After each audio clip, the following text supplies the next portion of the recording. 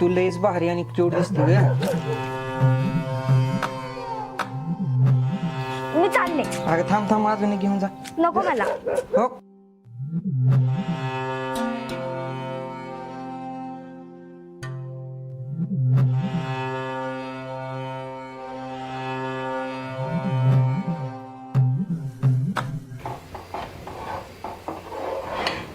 ए आई, मला पाणी दे ना.